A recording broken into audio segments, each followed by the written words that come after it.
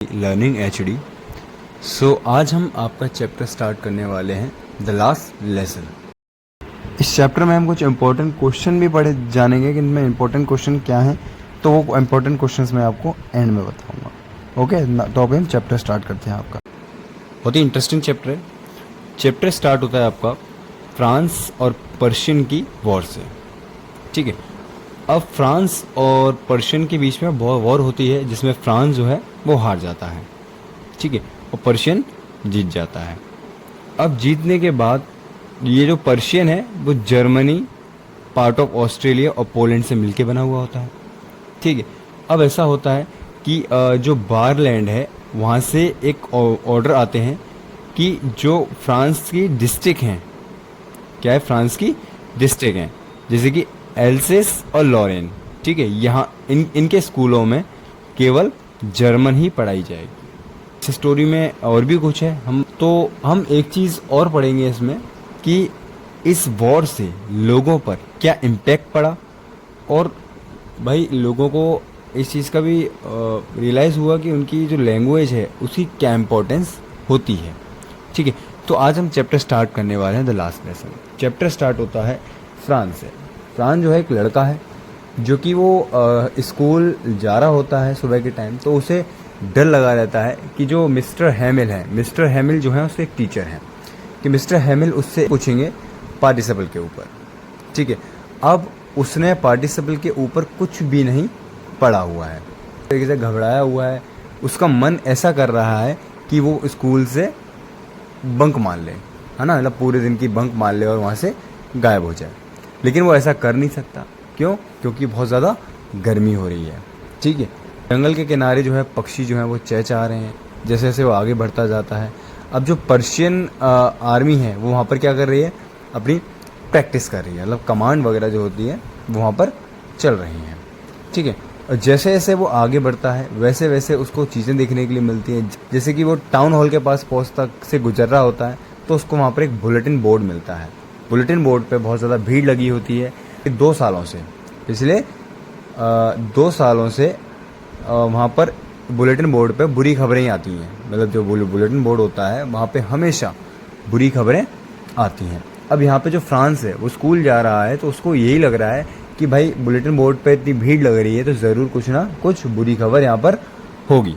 और जो वहाँ पर कमांडर हैं वो क्या कर रहे हैं, एक आदेश दे रहे हैं, हाँ, और जैसे ही वो वहाँ से भागना स्टार्ट कर देता है, लोहार होते हैं यानी कि ब्लैक स्मिथ जो हैं वो वहाँ पर खड़े होकर बुलेटिन बोर्ड के पास खड़े हुए होते हैं। और वहाँ पर जैसे वो उसको देखते हैं फ्रांस भाग रहा है तो उससे चिल्लाते हुए बोलते हैं, इतना तेज़ मत भागो, तुम अपने स्कूल के लिए काफ़ी समय से जा सकते हो, मतलब काफ़ी समय है अभी स्कूल जाने के लिए, अभी तुम आराम से भी जाओगे तो अभी तुम पहुँच जाओगे। तो अब वो ये सोचता है, यार ये लोग मेरा मजाक बना रहे हैं या फिर तारीफ़ कर रहे हैं, पता नहीं। अब वो क्या करता है, वहाँ से फटाफट चलता है और चलते चलते वो क्या करता है, अपने स्कूल के गार्डन में पहुँच जाता है, मतलब बोल सकते हैं मिस्टर हैमिल के गार्डन में पहुँच जाता है। अब क्या होता है, जब वो स्कूल पहुँचता है तो वो ये देखता है कि मतलब आज स्कूल में इतनी शांति कैसे है। कि स्ट्रीट में पहुँचता हूँ तो वहाँ पर रिपीट करने की आवाज़ आती है, जैसे कि बच्चे रिपीट करते हैं क्लासेस में, इस तरीके से। और जो उनके टीचर हैं उनके जो डेस्क पे जो डंडा मारते हैं उसकी भी आवाज़ आती है। लेकिन आज यहाँ पर सब कुछ शांत है, मतलब यहाँ पर शांति है। खिड़की से उसने जो उसके दोस्त थे, क्लासमेट से, उनको देखा कि वो सब वहाँ पर पहले से आ चुके थे। ठीक है, और मिस्टर हैमिल जो हैं वो क्लास में इधर उधर घूम रहे हैं। दरवाज़ा खोल के वो अंदर गया तो सभी के सामने से जाना पड़ा। ठीक है, अब क्या हुआ, जैसे वो क्लास में एंटर हुआ तो मिस्टर हैमिल ने उसे देखा। वो डरा हुआ था लेकिन मिस्टर हैमिल ने उसे देखा बहुत अच्छी तरीके से। उन्होंने बोला कि जल्दी से अपनी जगह पर जाओ। तो जैसे ही वो अपनी बेंच की तरफ जाता है तो वो बताता है कि जैसे ही वो बेंच की तरफ बढ़ा तो एक बेंच को से कूद कर वो अपनी डेस्क पर जाके बैठ गया। उसे थोड़ा सा उसका जो डर था वो थोड़ा कम हुआ। ठीक है, जो उसके टीचर हैं वो ग्रीन कलर का कोट और झालर वाली शर्ट और काली मखमली टोपी पहने हुए दिखे।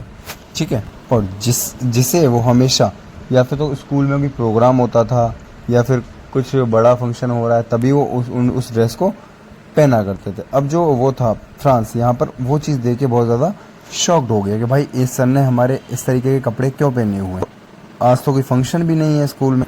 उसके अलावा पूरा स्कूल उसको बहुत ही ज़्यादा अजीब लग रहा है, ठीक है। और उसने मतलब क्लास में जो बेंचेस के पीछे वाली जगह खाली रहती थी, अब वहाँ पर क्या है, जो गांव वाले हैं वो चुपचाप वहाँ पर बैठे हुए हैं। और थोड़ी देर बाद जब वो इन सब के बारे में सोचता है तो जो मिस्टर हैमिल थे अपनी कुर्सी पर बैठे हुए थे और कहते हैं कि यह मेरा अंतिम पार्ट है, ठीक है, जो मैं तुम्हें दूंगा, ठीक।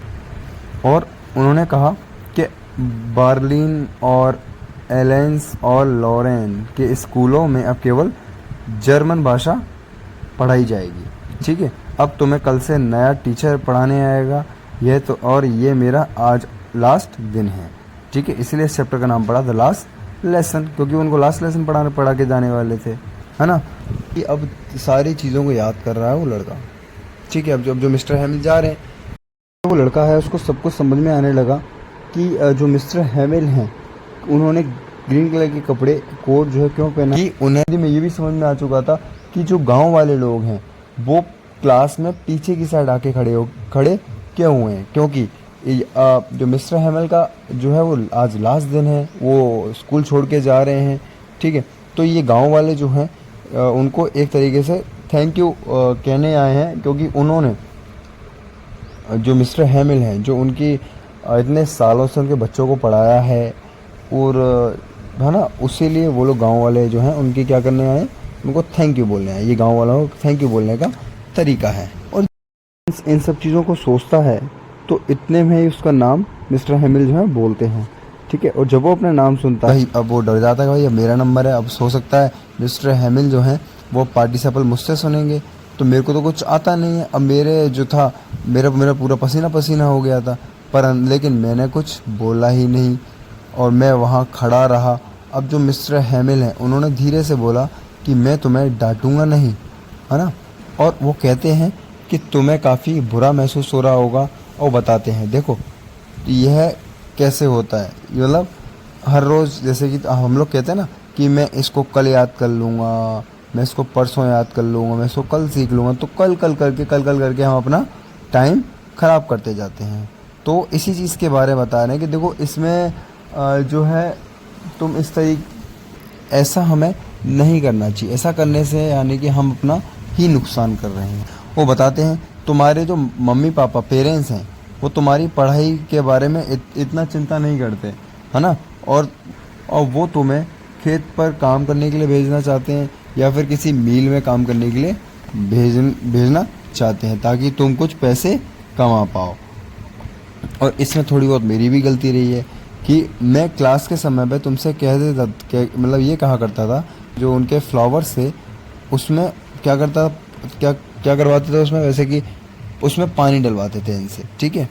और वो यही बताते हैं कि जब उन्हें मछलियाँ पकड़ने जाना होता था तो वो उन बच्चों की छुट्टियाँ कर देते थे। तो यहाँ पर मिस्टर हैमिल को भी अपनी गलती का भी बहुत ज़्यादा अफसोस हो रहा है, और उन बच्चों को भी बताते हैं कि भाई उन्होंने उनके पेरेंट्स क्या चाहते थे, और लेकिन उन मिस्टर हैमिल की वजह से वो उनको पढ़ने के लिए भेज रहे थे। अब मिस्टर हैमिल को भी यहाँ पर अपनी गलती का एहसास हो रहा है। तो मिस्टर हैमिल जो है के ऊपर एक बात उन्हें बच्चों को समझाता गया, और बताते हैं कि इस दुनिया की सबसे सुंदर जो भाषा है वो हमारी अपनी ही भाषा है। जैसे कि हम इंडिया में रह रहे हैं तो हमारी मातृभाषा क्या है, हिंदी। तो वो यही कहते हैं कि जो वहाँ की मातृभाषा है वो बहुत ज़्यादा इम्पोर्टेंट है, और ये हमारी नहीं, ये जितने भी लोग अपनी अपनी मातृभाषा बोलते हैं वो सबों के लिए बहुत ज़्यादा इम्पोर्टेंट होती है, उसको कभी उन्हें भूलना नहीं चाहिए। और थोड़ी देर बाद वो जैसे ही मिस्टर हैमिल उनको न्यू नोटबुक्स देते हैं, है ना, मतलब ऐसा है मिस्टर हैमिल जो हैं उनके पास बच्चों के लिए नई कॉपियाँ थी जो बहुत ही ज़्यादा सुंदर थी दिखने में, और वो स्कूल में सभी मतलब ऐसी लग रही, छोटे झंडे ऐसी लग रही, मतलब जैसे कि छोटे छोटे झंडे होते हैं ना, बिल्कुल वैसी ही वो डायरी लग रही थी हमारी डेस्क पर एक डंडे पे लटकी हुई। वो बताता है कि मतलब क्लास में इतनी शांति थी कि एकमात्र मतलब कागज़ और पेन की ही क्लास में आवाज़ आ रही थी, बाकी और किसी चीज़ की आवाज़ नहीं आ रही। और वो बताता है कि जो छत पर कबूतर चहचहा रहे हैं, जो छत पर कौन कबूतर चहचहा रहे हैं, क्या जो नए टीचर आएंगे वो इन कबूतरों को भी क्या जर्मन में गाना सिखाएंगे? क्योंकि भाई अब टीचर जा रहा है तो बच्चा है, बच्चा तो सोचेगा कि भाई अगर भाई हमारी भी लैंग्वेज भाषा चेंज होगी तो इन कबूतरों के एनिमल्स की भी होगी, है ना। और वो बताता है जैसे ही उसने क्या हुआ, अपनी नज़र अपनी डेस्क पे से हटाई तो मिस्टर हैमिल जो है अपनी कुर्सी पर बैठे हुए हैं और वो क्लास की चीज़ों को ऐसे देख रहे हैं जैसे वो उन चीज़ों को अपने दिमाग में बैठा रहे हैं, ठीक, क्योंकि उन्होंने वहाँ पे 40 साल पढ़ा है। और जो उनका गार्डन था, है ना, और क्लासेस थी, उन सब को उनने बहुत ज़्यादा अच्छी तरीके मेंटेन किया था, लेकिन जो उनकी डेस्क थी अकेली वो ही घिस घिस के बहुत ज़्यादा कैसी स्लिपरी हो गई थी, ठीक है। अब जो मिस्टर हैमिल हैं, उनकी जो बहन है वो क्या कर रही है, ऊपर छत पे उनका बैग पैक कर रही है, क्योंकि अब उन्हें अगले दिन ये देश जो है उन्हें छोड़कर जाना होगा, ठीक। अब जो बच्चे हैं वो मिस्टर हैमिल के लिए गाना गाते हैं, और जो बूढ़े लोग हैं, जो मिस्टर हाउज़र हैं, वो अपना चश्मा पहन लेते हैं। वो चश्मा इसलिए पहन लेते हैं क्योंकि उनकी आंखों में जो है वो आंसू आ रहे हैं, ऐसा लग रहा है कि वो एक तरीके से रो रहे हैं। क्योंकि मिस्टर हैमिल जा रहे हैं। और उनकी जो आवाज़ थी एक तरीके से ऐसे कँप आ रही थी। और मुझे ये चीज़ बहुत ही अच्छी तरीके से याद है कि वह अंतिम सबक क्या था। और अचानक चर्च की घंटी बज गई और 12 बज चुके थे। मैं जो पर्शियन आर्मी थी वो उनकी खिड़की के नीचे आ गई, मतलब ऐसा बोल रहे हैं स्कूल के नीचे आ गई, और वहाँ पर अपने जो बैंड बाजे वगैरह थे वो बजाने लगे। जो मिस्टर हैमिल थे वो अपनी जगह से खड़े हो गए एकदम, मतलब मिस्टर हैमिल ऐसे लग रहे थे, मतलब बहुत ज़्यादा दुखी लग रहे थे। और वो बताता है, मिस्टर फ्रांस जो है वो बताता है कि मैंने कभी भी मिस्टर हैमिल को इतना उदास नहीं देखा था। और वो कुछ बोलना चाह रहे थे, जैसे कि मेरे दोस्तों, उन्होंने बोला मेरे दोस्तों मैं, और वो फिर रुक गए। ऐसा लग रहा था कि मतलब उनका वो कुछ बोलना तो चाह रहे हैं लेकिन बोल नहीं पा रहे, ठीक। और फिर वो ब्लैक बोर्ड की तरफ मुड़ते हैं और एक चौक का टुकड़ा उठाते हैं और फिर पूरी ताकत के साथ उसमें, और जितना वो लिख सकते थे उतना वो लिखते हैं। चल लिखते क्या है, लिखते हैं वीवी ला फ्रांस, वीवी ला फ्रांस। और जब वो रुके तो उन्होंने अपना सर जो है वो दीवार पे रख दिया और बिना कुछ बोले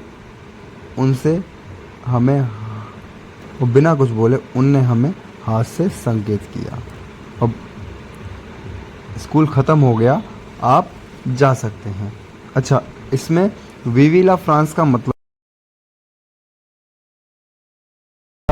मतलब था कि फ्रांस लंबे समय तक जीवित रहे, ठीक है। यहाँ पर आपका चैप्टर ख़त्म हो चुका है। और ऐसी वीडियो देखने के लिए मेरे चैनल को लाइक करें, सब्सक्राइब करें। Thank you.